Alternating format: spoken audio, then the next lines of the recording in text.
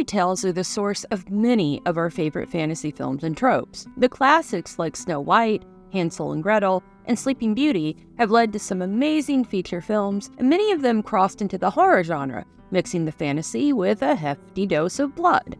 The original stories that the fairy tales we grew up with came from were not the spick and span Disney fare we would read. They were dark, gritty stories that, more often than not, revolved around a horrible death or two. They were morality tales guaranteed to make a child or an adult's blood run a bit colder and scare them into listening.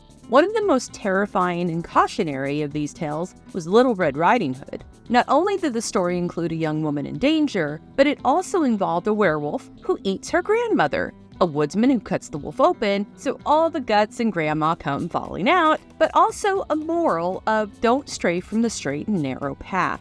While you may think that's a heavy-handed way of teaching that moral, we're still talking about the story how many years later?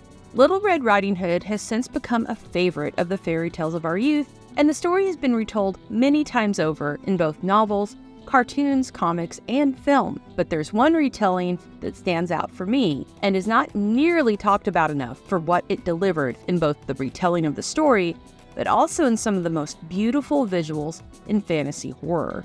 It also has one of the coolest werewolf transformations ever put on film. That, my friends, is The Company of Wolves, a movie that I think deserves more love and eyeballs on it. On this episode of Fantasizing About Fantasy Films, we're heading into the forest and straying from the path, and we'll find ourselves in the company of wolves. The worst kind of wolves are hairy on the inside, and when they bite you, they drag you with them to hell.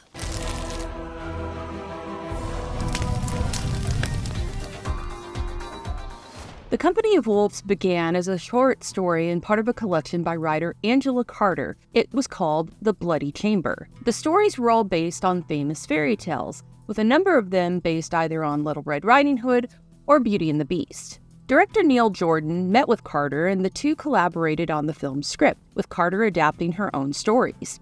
With the film being heavily influenced by fairy tales, Neil Jordan was a perfect director for the project. He worked with the late Anton Furst on designing the look of the feature.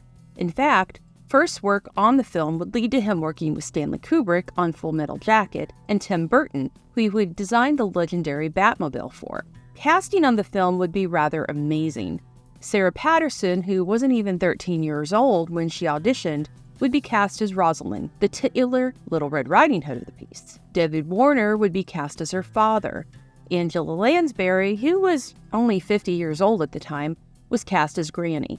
Stephen Ray would star as one of the stories within the story's characters, known as the Groom. Ray would go on to work with Jordan many times after this in Interview with the Vampire and The Crying Game. Micah Burgess would be cast as the Huntsman. Burgess wasn't even up for the role in the film, but was actually there to help choreograph scenes for Stephen Ray. Jordan saw him and decided the rather stunning man would be a perfect fit for the role of the dashing and deadly character. Who's come to sing us carols, then? Only my companions, darling. I love the Company of Wolves. The film would start production at Shepperton Studios in England in early '84 and would be released in the US in July of that same year. It would hit screens in the UK in September. Filming would be an interesting affair, as actual wolves would be on the set and interacting with the teenage Patterson during shooting. As such, there was a rifle on hand as well as a tranquilizer to ensure the safety of the cast and crew. Thankfully, none of these were needed, but oddly enough, the wolf that was to shoot the scene with the duck being used as bait was actually spooked by the duck and wouldn't come back on the set. The Company of Wolves is surreal and otherworldly, just like any sort of fairy tale should be. The film begins in modern times with a family returning home where their youngest daughter is asleep in her room. She has dreams where she and her family, including her sister Alice, live in a village in the 18th century. It is there that Alice meets her end after being chased and attacked by a pack of wolves in the forest. Your only sister, all alone in the wood, and nobody there to save her. Poor little lamb.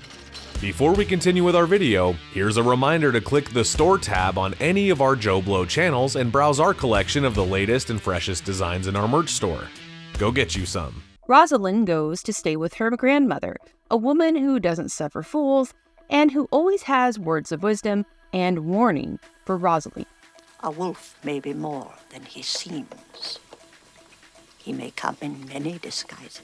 Most of these are to warn her about the ways of men and also to never stray from the path in the forest. One of the most important is, Never trust a man whose eyebrows meet. something Rosaline doesn't listen to later on. Rosaline's village is again the victim of a wolf attack, and this time they catch and kill the wolf, whose body turns into that of a person, much to the horror of everyone. Rosaline and a local boy, who reminds me of that poor kid in I Married an Axe Murderer with the giant head, William, move your head. Look at the size of that boy's head. are being flirty in the forest. Apparently, a werewolf isn't enough to deter hormones. They decide to play a merry game of chase, which Rosaline easily avoids him when leaving the path and running into a handsome and surprising huntsman. The huntsman eventually persuades Rosaline to make a wager for a kiss, if he should win, and get to her grandmother's before her using his compass. If Rosaline stays on the path and beats him, she gets to keep the compass. Of course, we know how this ends, and we soon discover the huntsman is a creature not fully a wolf and not fully a man. And he's eaten Granny. Rosaline, after being asked to provide her part of the bargain in a kiss, winds up shooting the huntsman, and it triggers one of the greatest werewolf transformations ever made.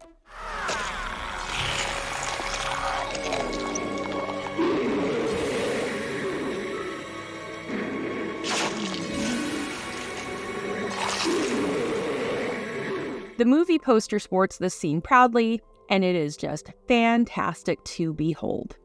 Rosaline eventually realizes her sad half-wolf, half-man doesn't belong in either world, much like she feels herself. She tells him a story while the wolves outside her granny's home howl, and when the townsfolk appear, searching for her, we discover that Rosaline has become a wolf herself, just like the huntsman. She runs off with him, finding her own place in the wild wood. And in the last scene, we see the pack of wolves burst into the modern Rosaline's bedroom through the windows, awakening her from her slumber to screams.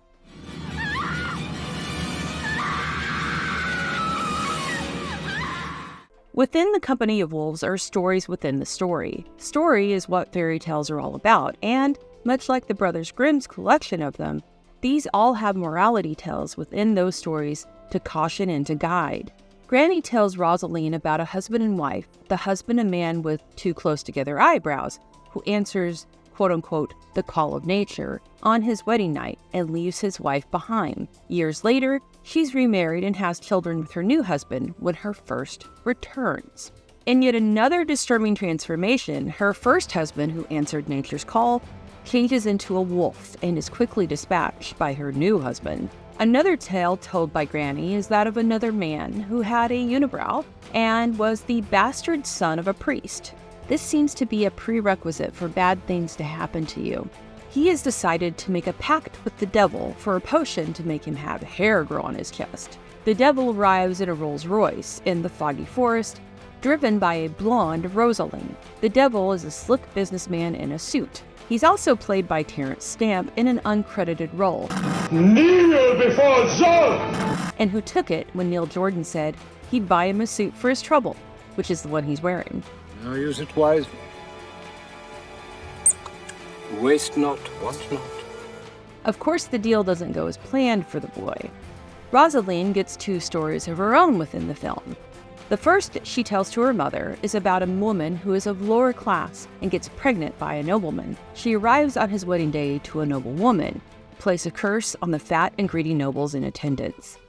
She turns them all into werewolves and keeps her power over them by making them howl at night for the pleasure of her and her baby.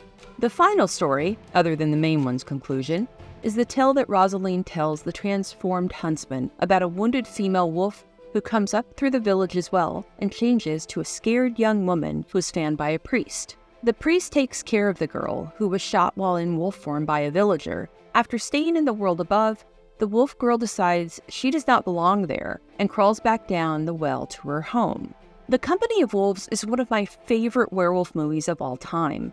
There really is no other film that looks like it that I can think of. The closest comparison I can come up with is if Cocteau's Beauty and the Beast having a baby with a Hammer horror film. It fully embraces the fairy tale lineage that it comes from, but adds wonderful horror elements to the stories that have always been there, but were watered down over the years.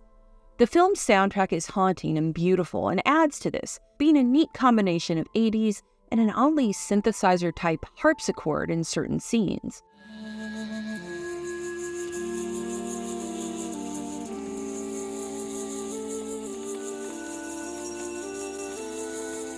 It was done by George Fenton, who had scored Gandhi and would go on to score Dangerous Liaisons, High Spirits, alongside Jordan again, and numerous other films over his career. The film doesn't cater to the viewer either by explaining away the ending. The dream world aspects of the film are on purpose. What we're seeing are the dreams of a young woman trying to come to terms with puberty and adolescence, fighting at odds with the fact that she's growing up. Not to get too deep into the woods, although we're kinda too late there, but Rosaline's incapacitation and sleeping at home is probably due to her getting her first period, the fact she's no longer a child anymore coming into a clear and bleeding focus. When the wolves burst into her bedroom, it's adulthood destroying her toys and all her childish things. The young man going to the crossroads learns that trying to grow up too quickly can lead to bad consequences. Trust the wrong man like the wife with the nature-loving husband, or take advantage of the wrong woman like the nobleman did, and you can get quite the nasty surprise. Rosaline herself, though, through her own story within her dream, embraces her nature. She's adventurous, not like the other girls in the village.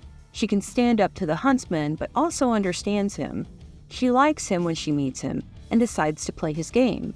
In the end, she decides to break free from the village's ideals and runs with the wolves. The original screenplay had more adult situations for Rosaline and the Huntsman, but since Sarah Patterson was so young, Jordan rewrote the scenes to tone it down.